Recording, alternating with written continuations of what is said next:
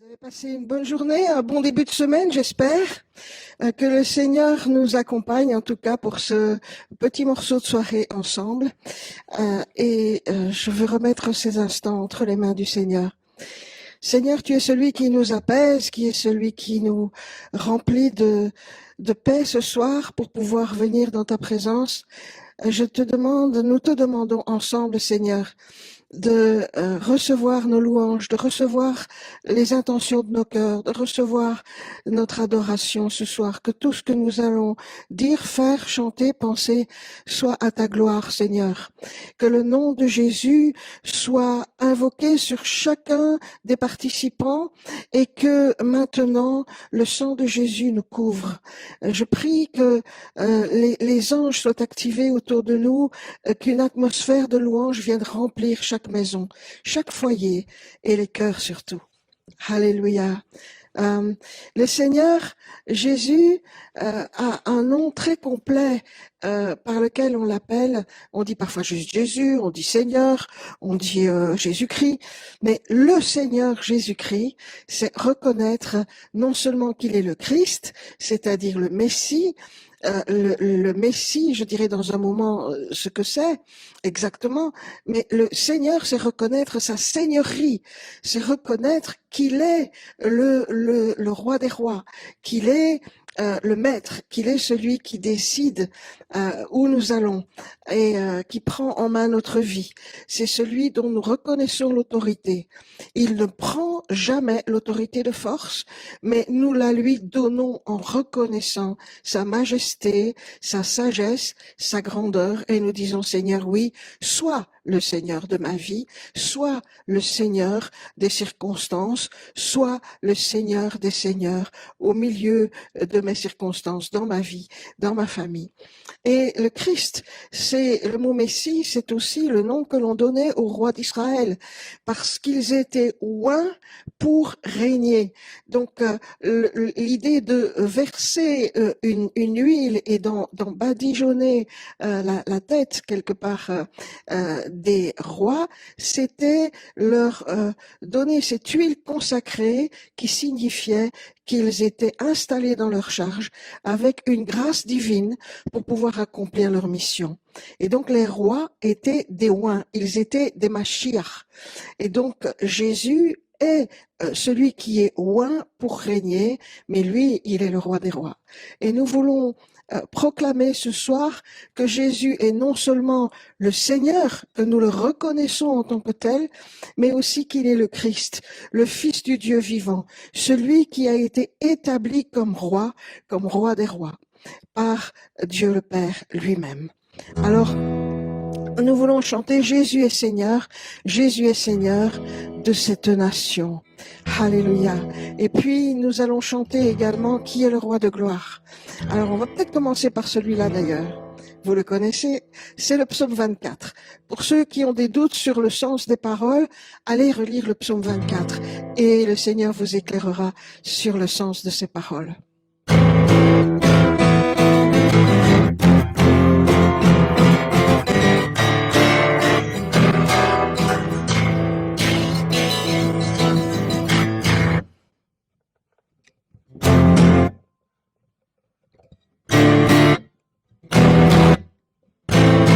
Qui est Jésus? Il est le roi de gloire. Qui est le Seigneur?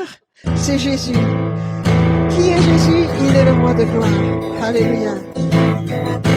Qui est le roi de gloire? Qui est le roi de gloire? Seigneur fort et puissant au combat. Qui est le roi de gloire? Qui est le roi de gloire? Seigneur fort et puissant au combat.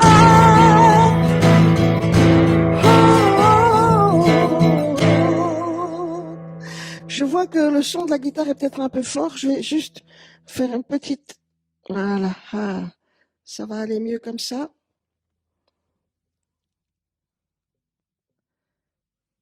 Voilà, on diminue un peu. Qui est le roi de gloire? Qui est le roi de gloire? Seigneur fort et puissant au combat.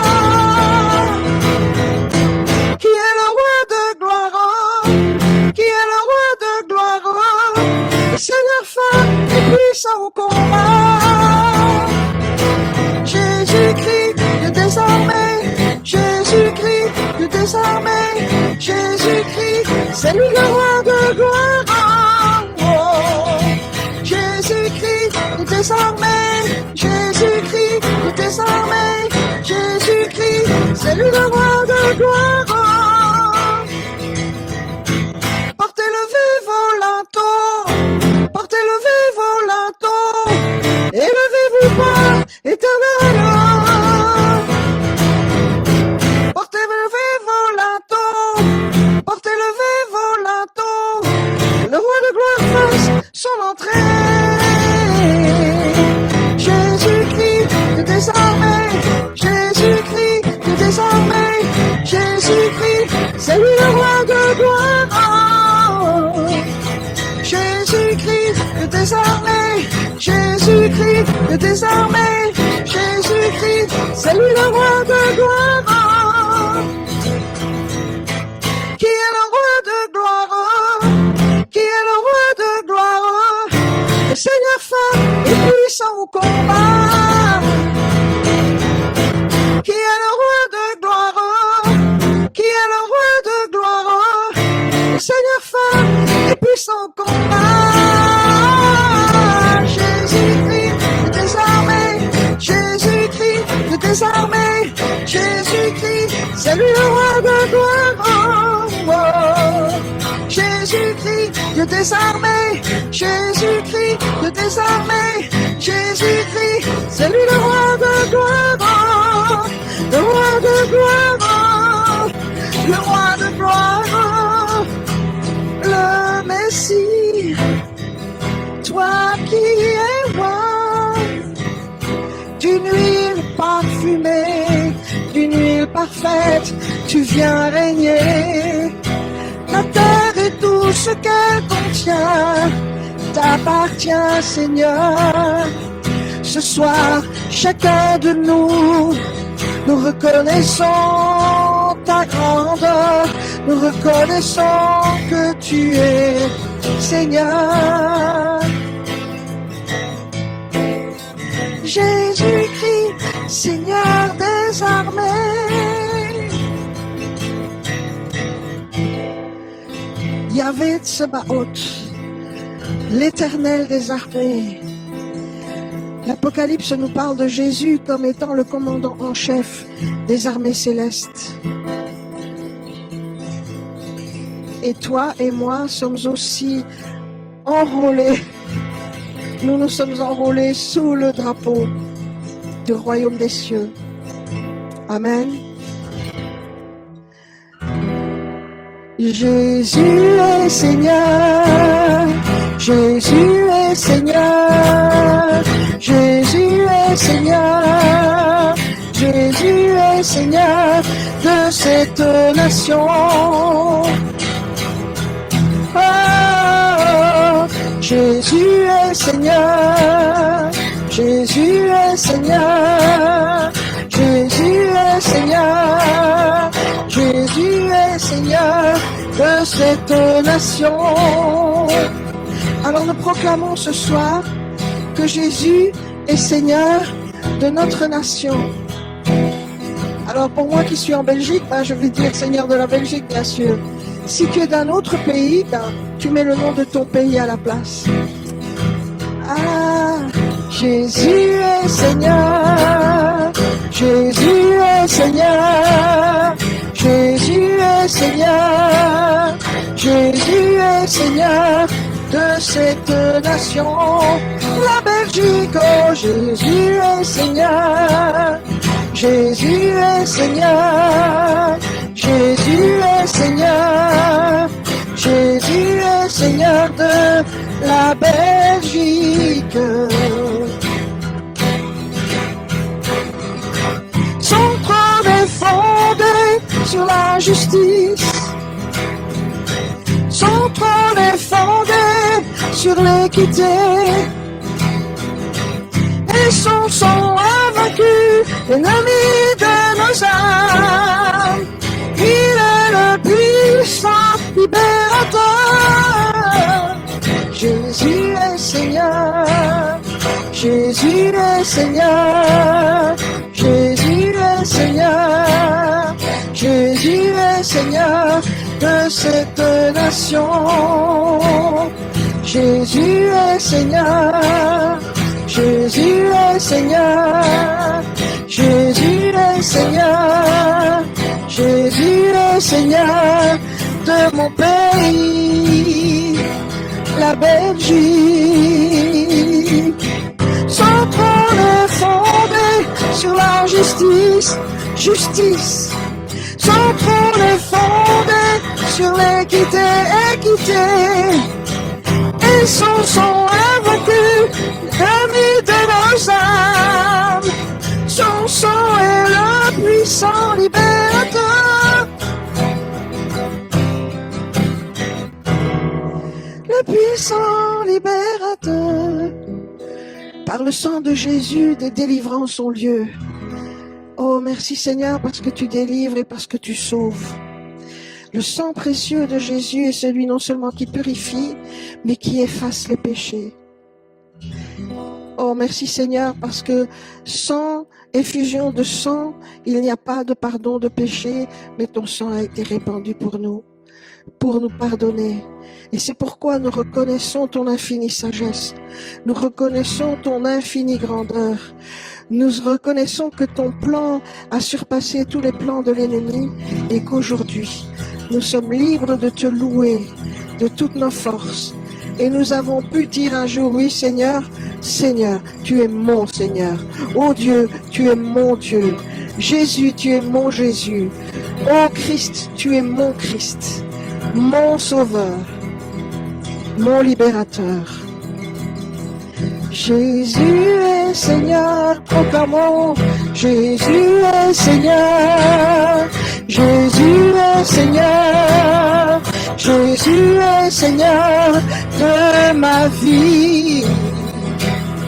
Jésus est Seigneur, Jésus est Seigneur, Jésus est Seigneur, Jésus est Seigneur de ma vie. Son trône est fondé sur la justice. Son trône est fondé sur l'équité.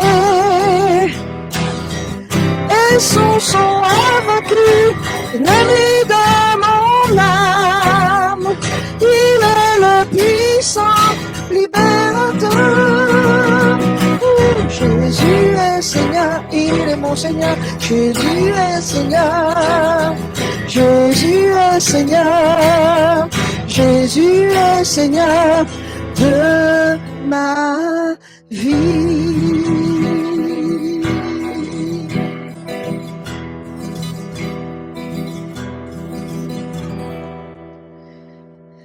Vous savez, ce que nous venons de faire, c'est une proclamation et en même temps une déclaration.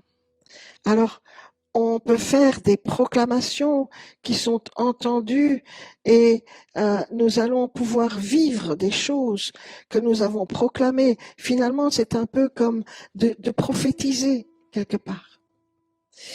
Prophétiser, ce n'est pas faire le devin ou dire l'avenir, c'est de déclarer des choses et le Seigneur qui désire, qui veut ces choses, qui les a proclamées déjà de toute éternité, accompagne notre parole et crée un chemin pour que ces choses s'accomplissent. Quand tu prophétises, quand tu proclames quelque chose par ta parole qui est accompagnée de l'autorité de la parole éternelle de Dieu, c'est pas toi qui déclares des trucs de ton invention, bien sûr, mais ce que tu proclames selon la volonté de Dieu, eh bien, ça ouvre un chemin. Ta parole de proclamation, c'est comme le bâton de Moïse. Ta parole de proclamation, c'est comme le bâton de Moïse qui était tendu vers la mer Rouge et qui a fait que la mer Rouge s'est écartée et que Dieu a accompli sa parole. Que Dieu a accompagné ce geste ou cette parole prophétique. Le bâton, c'est un geste prophétique, mais une parole a ce même effet. Nous proclamons que Jésus est le Seigneur de notre vie et nous proclamons, à cause de l'autorité qu'il a mis dans notre vie, parce qu'il est notre Seigneur, nous proclamons qu'il est le Seigneur des circonstances, qu'il est le Seigneur de la Belgique ou le Seigneur de telle ou telle nation, le Seigneur de ma ville, de ma famille. Je proclame ces choses. Il est dit, crois au Seigneur Jésus et tu seras sauvé, toi et toute ta famille. On pourrait dire aussi ta maison ou ta maisonnée ou ta lignée. C'est une foi qui n'est pas seulement pour toi-même, mais tu proclames la seigneurie de Jésus et le salut acquis par Jésus à la croix autour de toi. C'est ça la parole prophétique. La parole prophétique, c'est celle qui ouvre un chemin. Alors que l'ennemi vient avec une propagande négative dans les circonstances actuelles, dans le monde où nous vivons, eh bien nous allons proclamer ce que Dieu dit, ce qui est la volonté de Dieu. Et là, cela active l'œuvre de Dieu autour de toi et autour de moi. Alors, le Seigneur veut faire de nous des proclamateurs. Vous savez, il y a une époque de l'histoire où, je crois que c'était en Pennsylvanie, il y a eu des proclamateurs qu'on appelait les Quakers. D'ailleurs, peut-être que vous avez déjà eu du flocon d'avoine avec un petit bonhomme avec un chapeau genre du XVIIIe siècle, comme ça. Et on appelait ça du cacaire, nous. Mais c'est le Quaker, ça veut dire le trembleur. C'est celui qui, à force de proclamer les choses, faisait vibrer, trembler les gens quasi, et changeait les circonstances, changeait l'atmosphère par leur prédication. Dans une autre histoire, en Angleterre, je pense, il y avait ceux qui parlaient. On les appelait les Lollards. Et donc, nous sommes appelés à parler, à proclamer, à dire. La louange, c'est dire qui est Dieu pour nous, mais c'est aussi déclarer prophétiquement que Dieu est, agit là où nous sommes et autour de l'endroit où nous vivons. C'est ça finalement. Quand nous disons le royaume de Dieu est à portée de main, le royaume de Dieu s'est approché de vous. Le royaume de Dieu, il est en toi, il est en moi.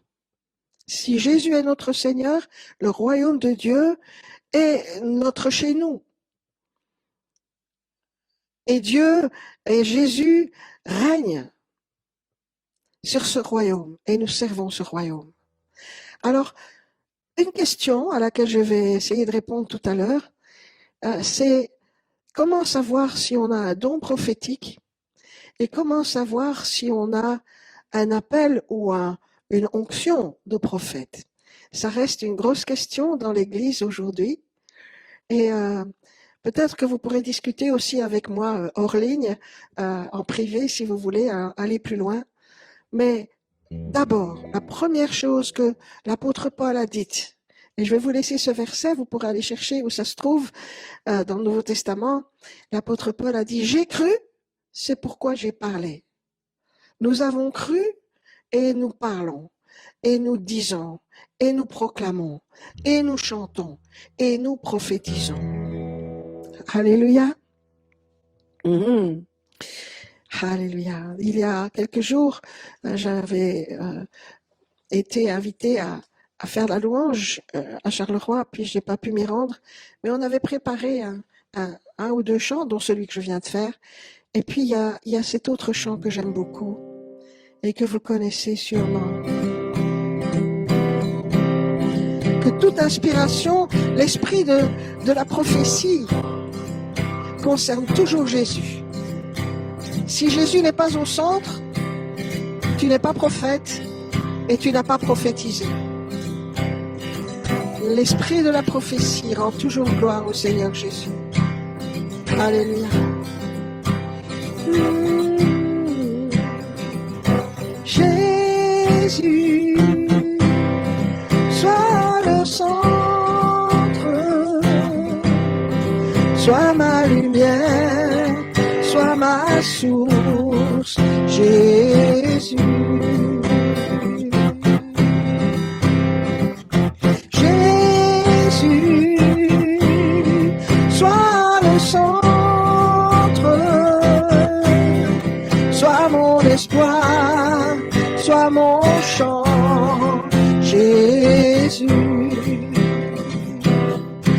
On essaie ensemble. Jésus, sois le centre, sois ma lumière, sois ma source, Jésus. Jésus, sois le centre, sois mon espoir, sois mon chant, Jésus. Sois le feu dans mon cœur, sois le vent dans ses voiles, sois la raison de ma vie, Jésus, Jésus.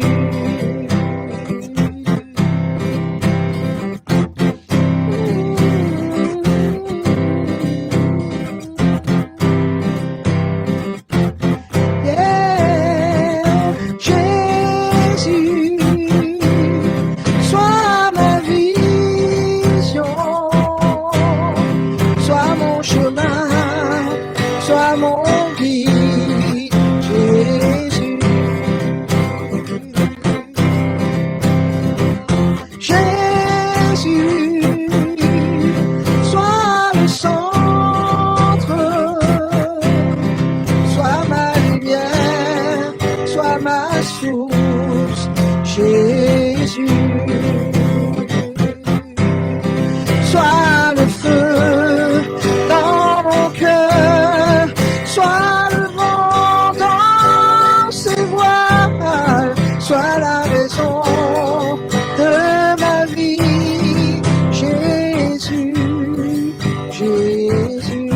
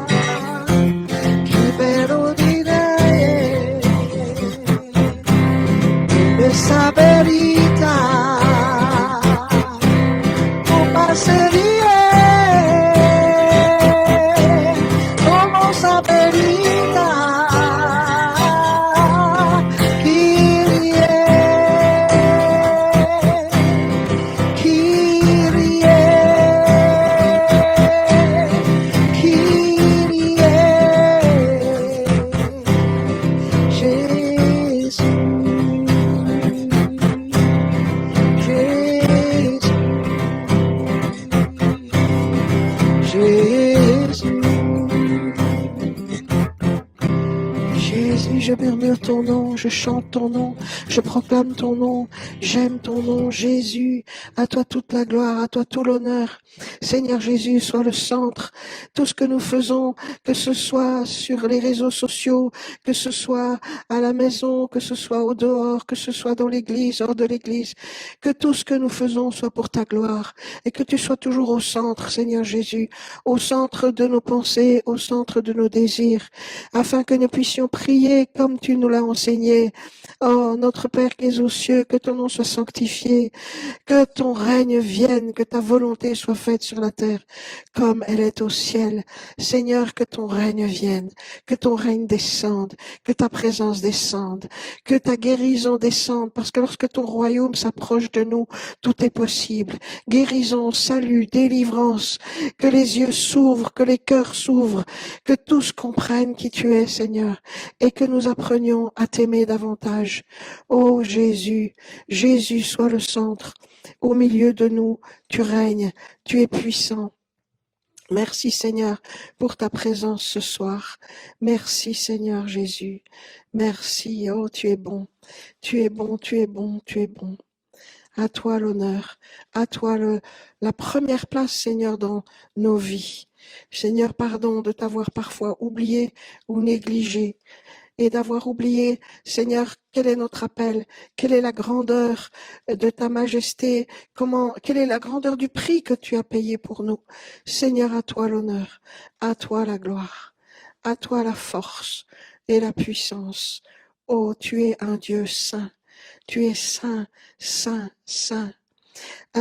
L'apôtre Jean, dans les premier chapitre de l'Apocalypse, vous savez que le mot Apocalypse veut dire révélation, eh bien, il a vu un coin du ciel, il a eu une révélation de la louange qui se passait au ciel, il a vu les êtres vivants, il a vu la gloire de Dieu se manifester.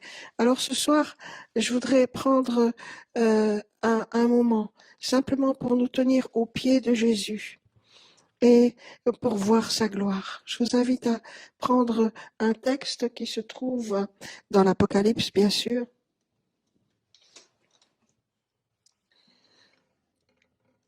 Dans les premiers chapitres. C'est toujours bon d'ouvrir la parole de Dieu et d'aller voir ce qu'il est vraiment dit, ce qui est vraiment écrit. Ça évite tout doute et toute discussion parce que c'est écrit. Chapitre 4. Apocalypse chapitre 4. Après cela, je regardais et voici une porte était ouverte dans le ciel. Et la première voix que j'avais entendue comme le son d'une trompette et qui me parlait dit « Monte ici et je te ferai voir ce qui doit arriver dans la suite. » Et aussitôt je fus ravi par l'Esprit, et voici il y avait un trône dans le ciel, et sur ce trône quelqu'un qui était assis. Celui qui était assis avait l'aspect d'une pierre de jaspe et de sardoine, et le trône était environné d'un arc-en-ciel, semblable à de l'émeraude. Autour du trône, je vis 24 trônes, et sur ces trônes 24 vieillards assis, revêtus de vêtements blancs, et sur leur tête des couronnes d'or. Du trône sortaient des éclairs, des voix et des coups de tonnerre. Et devant le trône brûlent 7 lampes ardentes, qui sont les 7 esprits de Dieu. Et devant le trône, il y a encore comme une mer de verre, semblable à du cristal. Au milieu du trône et autour du trône, il y a 4 êtres vivants, remplis d'yeux, devant et derrière. Le premier être vivant est semblable à un lion, le second être vivant est semblable à un veau, le troisième être vivant à la face d'un homme et le quatrième être vivant est semblable à un aigle qui vole. Les 4 êtres vivants ont chacun 6 ailes et ils sont remplis d'yeux tout autour et au-dedans. Et ils ne cessent de dire jour et nuit, Saint, Saint, Saint est le Seigneur, le Tout-Puissant, qui était, qui est et qui vient. Et quand les êtres vivants rendent gloire, honneur et action de grâce à celui qui est assis sur le trône et à celui qui vit au siècle des siècles, les 24 vieillards se prosternent devant celui qui est assis sur le trône. Ils adorent celui qui vit au siècle des siècles. Ils jettent leur couronne devant le trône en disant « Tu es digne notre Seigneur et notre Dieu, de recevoir la gloire, l'honneur et la puissance, car tu as créé toutes choses, et c'est par ta volonté qu'elles existent et qu'elles ont été créées. Je vais passer un peu plus loin au verset 11 du chapitre suivant, donc Apocalypse 5, 11. Et je regardai et j'entendis la voix de beaucoup d'anges autour du trône, des êtres vivants et des vieillards, et leur nombre était des myriades de myriades, et des milliers de milliers. Et ils disaient d'une voix forte, l'agneau qui a été immolé est digne de recevoir la puissance, la richesse, la sagesse, la force, l'honneur, la gloire et la louange, et toutes les créatures qui sont dans le ciel, sur la terre, sous la terre, sur la mer, et tout ce qui s'y trouve, je les entendis qui disaient, à celui qui est assis sur le trône et à l'agneau, soit la louange, l'honneur, la gloire et la force au siècle des siècles. Et les 4 êtres vivants disaient Amen. Et les vieillards se prosternèrent et adorèrent. Merci Seigneur pour ta parole. C'est là que nous voulons aller. C'est là que nous voulons aller, devant le trône de Dieu. Si nous sommes appelés à être des adorateurs et des adoratrices, c'est là que nous irons, toujours au pied du Seigneur, pour voir sa grandeur. Et si ce soir, tu aspires à, comme l'apôtre Jean, à voir quelque chose de nouveau ce soir, à voir le ciel qui s'ouvre, parce qu'en fait, l'ange, la voix de l'ange lui dit, monte ici et je vais te faire voir des choses. Ça veut dire, et ça c'est une chose que le Seigneur fait à chaque fois que tu entres dans un moment de louange, ne passe pas à côté de ce moment où le Seigneur s'apprête à te faire monter plus haut pour te montrer des choses nouvelles. Trop souvent on s'arrête. On dit, oh que c'est bien, oh alléluia, je suis bien. Et puis le Seigneur ouvre une porte dans le ciel et il te dit, monte ici, continue à louer, je vais te montrer des choses. Et puis après on reste là et on s'arrête et on va pas plus loin. On ne monte pas plus haut.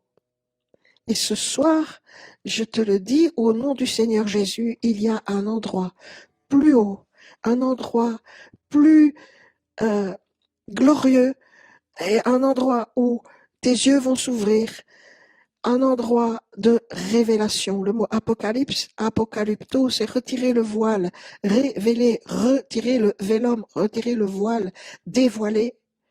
Le Seigneur veut te dévoiler des choses nouvelles. Le Seigneur veut te révéler des choses nouvelles. Alléluia. Il est saint.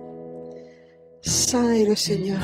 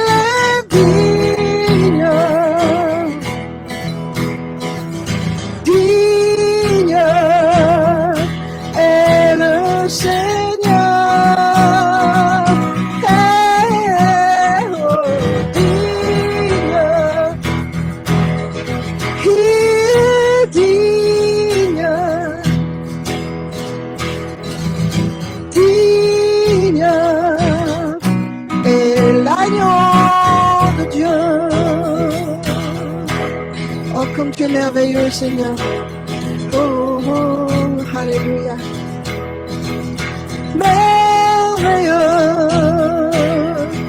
tu es merveilleux. Merveilleux est le Seigneur. Oh, oh.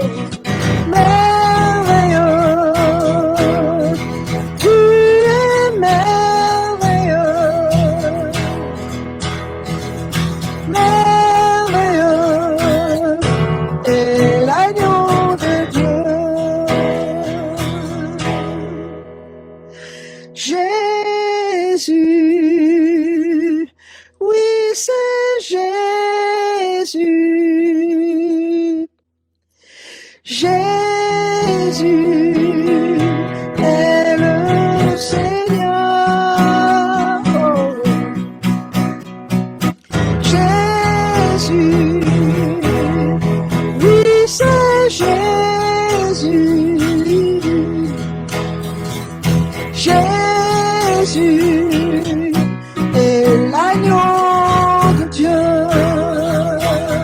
Il est glorieux, glorieux. Il est glorieux, glorieux est le Seigneur. Yeah. Glorieux, il est glorieux, glorieux est l'agneau de Dieu. Saint, il est saint, saint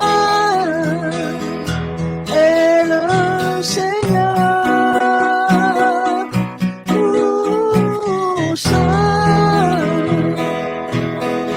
il est saint,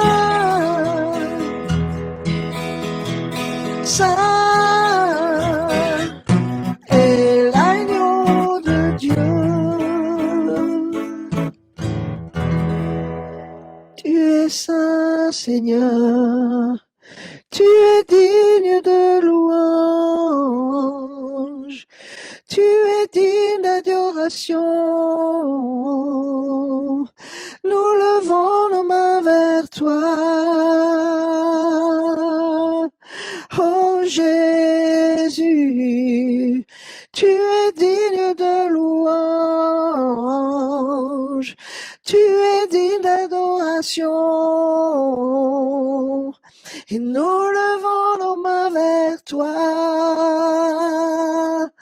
Oh Jésus, tu es digne de louange, tu es digne d'adoration. Nous levons nos mains vers toi. Alléluia. Alléluia. Alléluia. Nous levons nos mains vers toi. Nous levons nos mains en toute simplicité pour adorer, pour reconnaître ta majesté, Seigneur, et ta beauté. Oh Seigneur Jésus, tes yeux sont de braise, sont comme des flammes, et tu nous regardes en profondeur ce soir. Tu sondes nos cœurs, tu sondes nos reins, tu fais la différence, et tu fais la distinction dans nos vies de ce qui est à éliminer et de ce qui est à ta gloire. Seigneur, apprends-nous à séparer ce qui est impur de ce qui est pur. Viens par ton esprit nous sonder en profondeur pour que, Seigneur, nous puissions être purifiés dans notre marche avec toi. Et Seigneur, tu as dit, heureux ceux qui ont le cœur pur, car ils verront Dieu. Heureux ceux qui ont le cœur pur, car ils verront Dieu. Alors, purifie nos cœurs, Seigneur. Purifie nos cœurs ce soir. Purifie mon cœur, parce que je veux te voir et te voir mieux, et de plus en plus, et de mieux en mieux. Assis sur le trône, toi tu règnes. Mais Seigneur, tu viens dans nos circonstances ce soir. À toi la louange et l'honneur. Oh, alléluia. Merci Seigneur. Est-ce que tu es prophète? Est-ce que tu es appelé à prophétiser? Nous sommes tous appelés au don de prophétie. Nous sommes tous appelés à ces choses. Alors, je ne sais pas dans quel sens ma mèche doit aller là. Oups. Ah, voilà. Oh, je vais mieux. Nous sommes tous appelés au don de prophétie, tous appelés à grandir dans ces choses. Et le Seigneur t'invite, je crois, à aller relire 1 Corinthiens, chapitre 12, 13 et 14, voir ce qu'il en est. Parce que nous pouvons aller plus loin dans les choses de Dieu, aspirer aux choses d'en haut. Ah, merci Seigneur.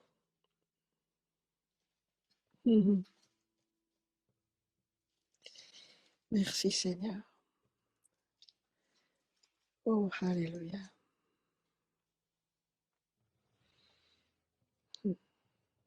Si tu es appelé à la prophétie, tu vas avoir des révélations, bien sûr, mais parfois elles sont juste pour toi.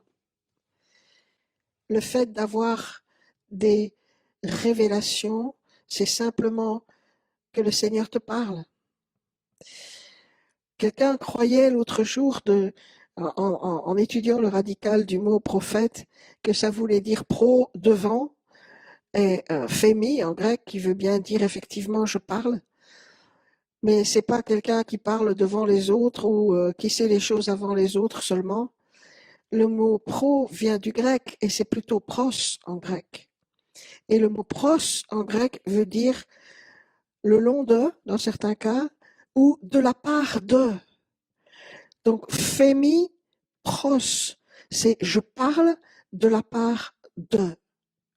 Donc, quand tu parles de la part du Seigneur, tu prophétises.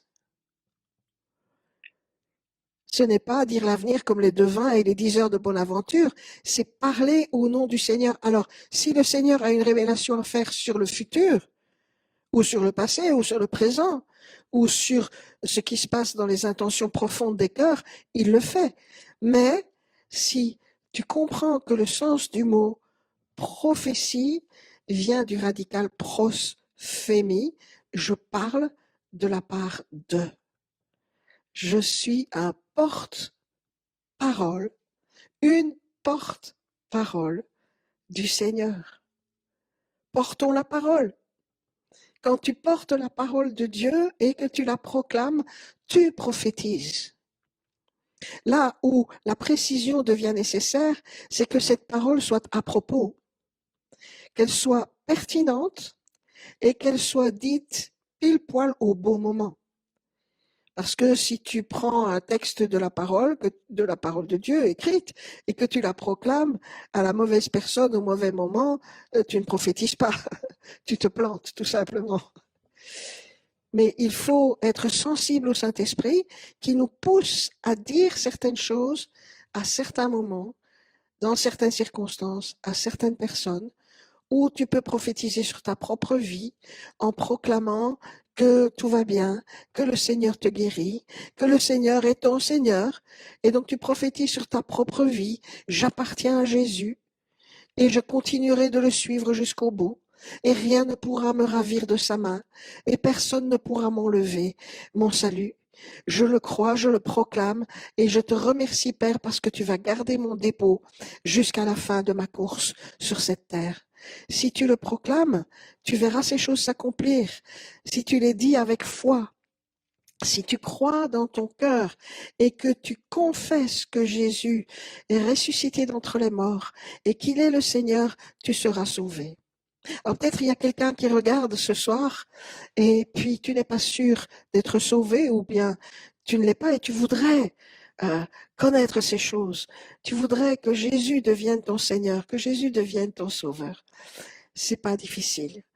tu crois dans ton cœur que Jésus a été crucifié pour toi, qu'il est mort à la croix pour toi, qu'il a versé son sang et que ce sacrifice, c'est le prix de ton péché, tu te places devant la croix de Jésus et tu dis, je reconnais mon péché, je reconnais que je dois me repentir maintenant. Et je me repens maintenant, je tourne le dos au mal, je tourne le dos à mon ancienne vie, je laisse tout à la croix et je crois que Jésus est ressuscité d'entre les morts. Il est mort pour moi, mais je crois qu'il est ressuscité d'entre les morts. Si tu le confesses, tu peux le dire tout haut dans la pièce où tu te trouves ce soir. Si tu confesses de ta bouche, si tu crois dans ton cœur, ces choses-là, tu seras sauvé. Et le Seigneur fera de toi son enfant, son fils et sa fille.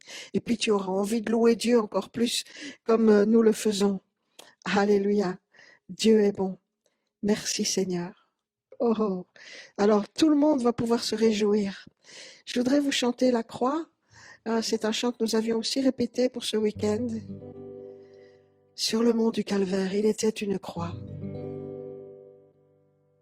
Sur le mont du Calvaire, il était une croix où Jésus souffrit tant de douleurs. Oui, c'est là qu'il mourut sur cet infâme bois pour sauver le plus vil des pécheurs. Cette croix me sera toujours chère, elle est gloire et victoire pour moi. Et par elle, dans la maison du Père, la couronne est offerte à ma foi. Cette croix où Jésus, puis mon rejeté, a pour moi le plus grand des attraits. C'est là que Saint Agneau, mon sauveur, a porté mes fardeaux, mes douleurs, mes forfaits. Cette croix me sera toujours chère. Elle est gloire et victoire pour moi. Et par elle, dans la maison du Père, la couronne est offerte à ma foi. Sur la croix où Jésus a versé tout son sang, je contemple ébloui sa beauté. Sur la mort et l'enfer, son combat triomphant fait de moi son heureux racheté. Oh, cette croix me sera toujours chère. Elle est gloire et victoire pour moi. Et par elle, dans la maison du Père, la couronne est offerte à ma foi, oh Jésus. M'appuyant avec foi sur la croix de Jésus, son opprobre, je veux bien le porter jusqu'au jour bienheureux où parmi les élus dans le ciel je pourrai l'exalter. Oh, sera toujours chère, elle est gloire et victoire pour moi. Et par elle, dans la maison du Père, la couronne est offerte à ma foi.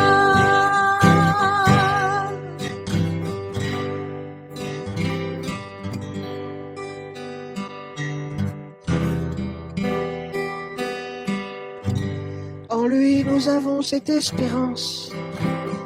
En lui nous avons cette espérance. Nous levons les yeux vers le ciel pour voir le salut accompli, le Sauveur debout, réjoui par nos louanges. Oh, louange à l'agneau, louange à l'agneau, louange à l'agneau de Dieu. Louange à l'agneau, louange à l'agneau, louange à l'agneau de Dieu. Louange à l'agneau, louange à l'agneau, louange à l'agneau de Dieu. Louange à l'agneau, louange à l'agneau, louange à l'agneau de Dieu. Louange, louange, louange. Louange au lion de Juda qui rugit et qui défend les siens ce soir. Louange au lion de Juda qui rugit et qui vient défendre les siens. Louange au lion de Juda qui rugit et qui vient défendre les siens.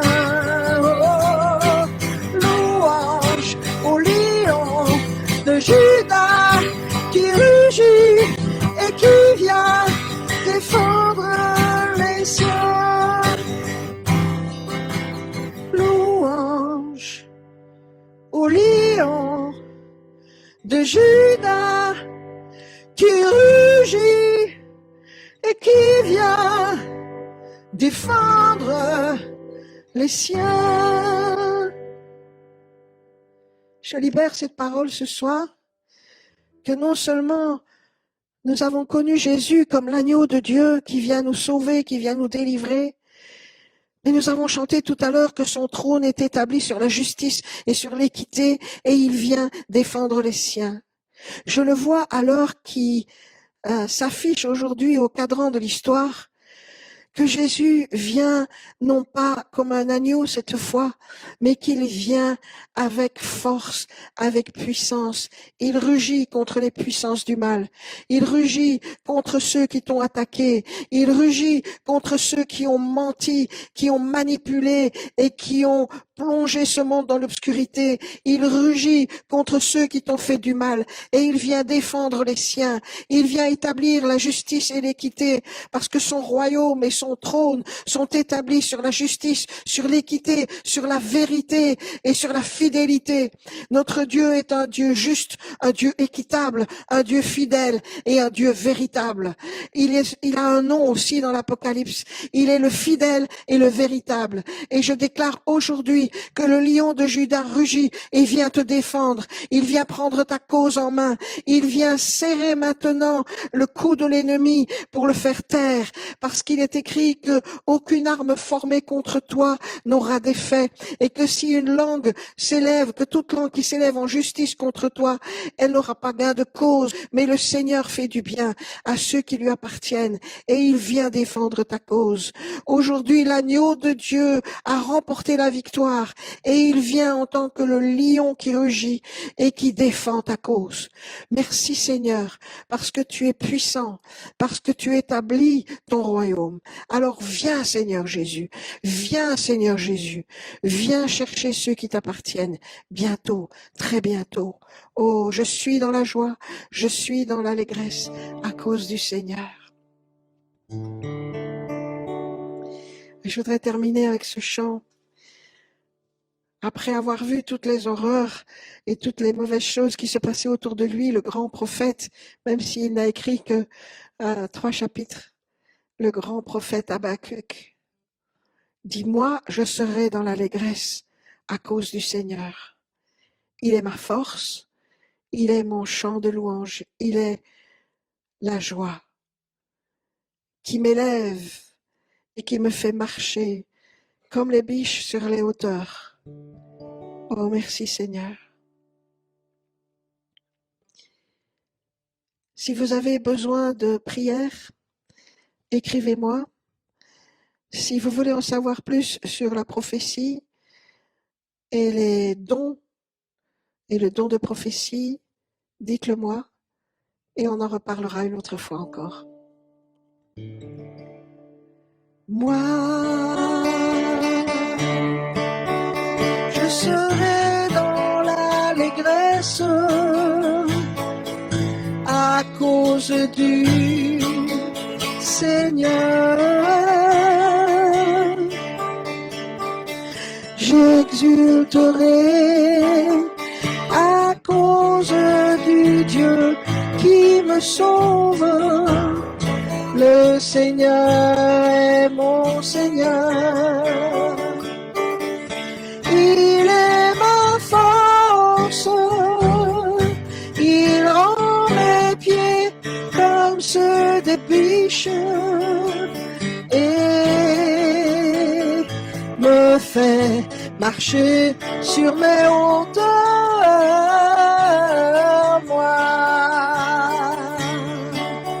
je serai dans l'allégresse à cause du Seigneur.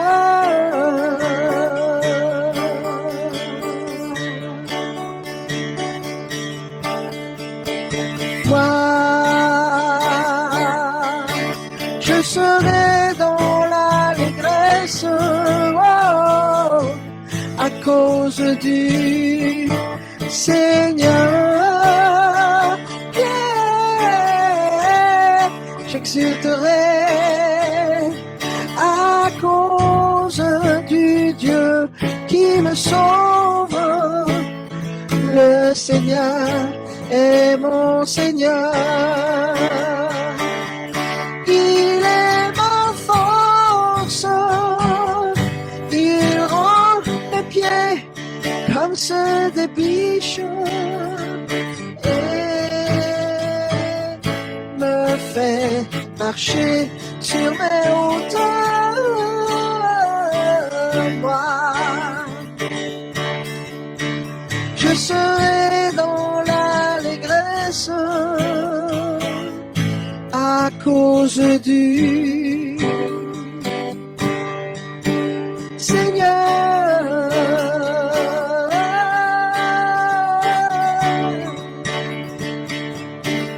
À cause du Seigneur. Oh,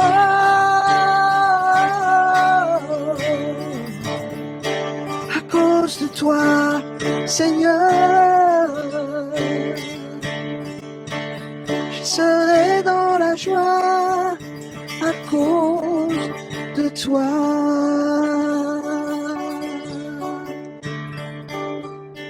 Que le Seigneur soit votre joie et la cause de cette joie, de cette paix, qu'il vous remplisse et que le Saint-Esprit vous touche, vous visite, rende vivante la parole de Dieu quand vous la lisez et qu'il vous rassure. Parce qu'il vit, je n'ai rien à craindre. Alléluia. Soyez bénis. À bientôt. Ciao, ciao.